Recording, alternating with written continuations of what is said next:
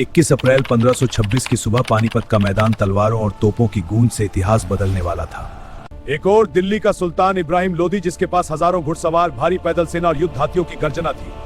दूसरी ओर फरगाना से आया उज़्बेक मूल का शासक बाबर, जिसने काबुल को अपना गढ़ बनाया था।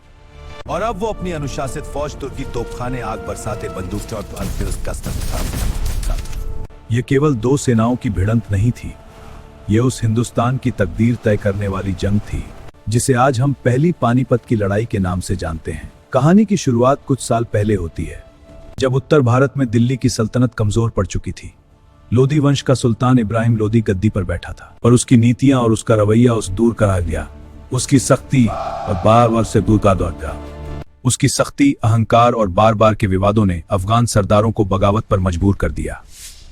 इनमें से कई अमीर इतने नाराज हुए, उन्होंने बाहर से मदद बुलाने का फैसला किया। उनकी नजरें काबुल के शासक बाबर की ओर गईं। बाबर तैमूर और चंगेज खान की नस्ल से था और उसके दिल में हिंदुस्तान जीतने का सपना बहुत पहले से पल रहा था।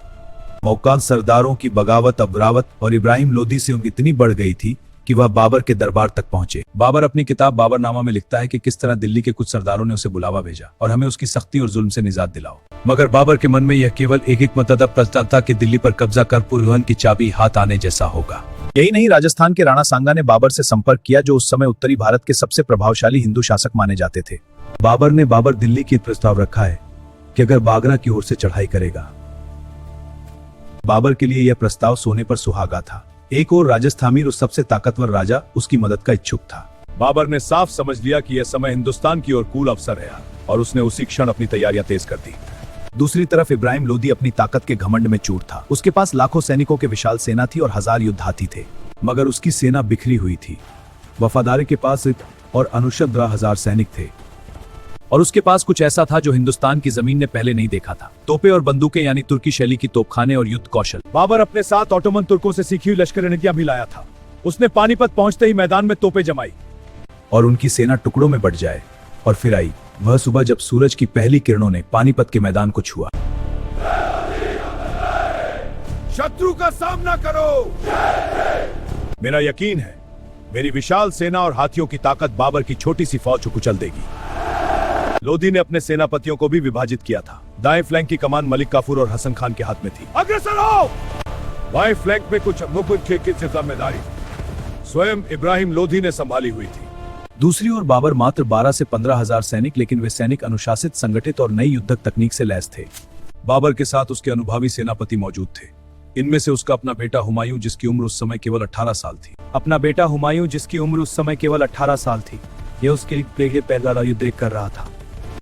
वहीं बाएं फ्लैग की अगुवाई कंधार के मोहम्मद सुल्तान मिर्जा और हुमायूं बुगा के हाथ में थी। हम इसे ऊंचा उठाए रखेंगे। और सबसे अहम, बाबर का विश्वास पात्र कमांडर उस्मान तुर्क, जो तोपखाने और मैशलोक बंदूकियों के टुकड़ी को नियंत्रित कर रहा था।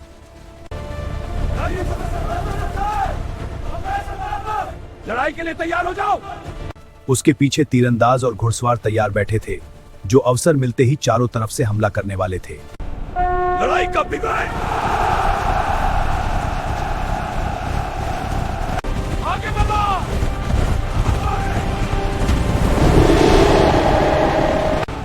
तोपिंग नहीं शुरू करो।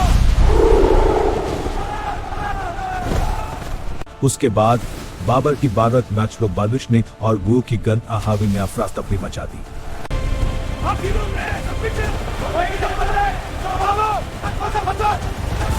इस आक्रामक और संगठित हमले ने लूट की जिक्र कर दिया। यही वह था जिस बाबर को इंतजार था।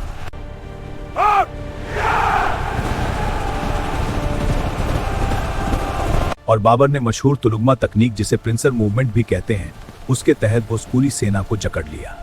इस घेराबंदी के बाद बाबर के तुनसमुड में फंसी हुई थी और हर तरफ से आक्रमण करने लगे।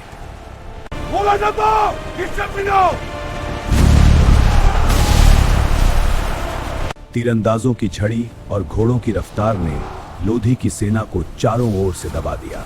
युद्ध कई घंटों तक चला। लोधी की सेना संख्या तक और बड़ी थी, ने उन्हें तोड़ दिया। मैं तुम्हें यही रोक दूंगा। बाबर ने बहादुरी दिखाई, मगर चारों ओर उसके सिपाही गिरते रहे। बाबर तो इब्राहिम देर में गया। यह अंत नहीं है, हमारे लिए एक नई शुरुआत है।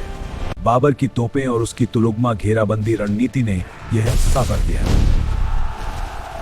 जिसने दिखा दिया कि बड़ी सेना बेकार है अगर उसमें अनुशासन और रणनीति की कमी हो। इस मैदान की मिट्टी ने उस दिन यह गवाही दी कि तोपों की गड़गड़ाहट के साथ एक युग का अंत हुआ और एक नए युग की शुरुआत। मगर बाबर के लिए यह अंत नहीं था। अभी उसके सामने अगली बड़ी चुनौती खड़ी थी, जब उसे राजपूतों के नरेश राणा, जो मेवाड़ और राजस्थान का सामना करना कर पड़े। वीडियो पसंद आया तो लाइक करें और हमारे चैनल द बंडलखंड हिस्ट्री को सब्सक्राइब करके बेल आइकन दबाएं। धन्यवाद।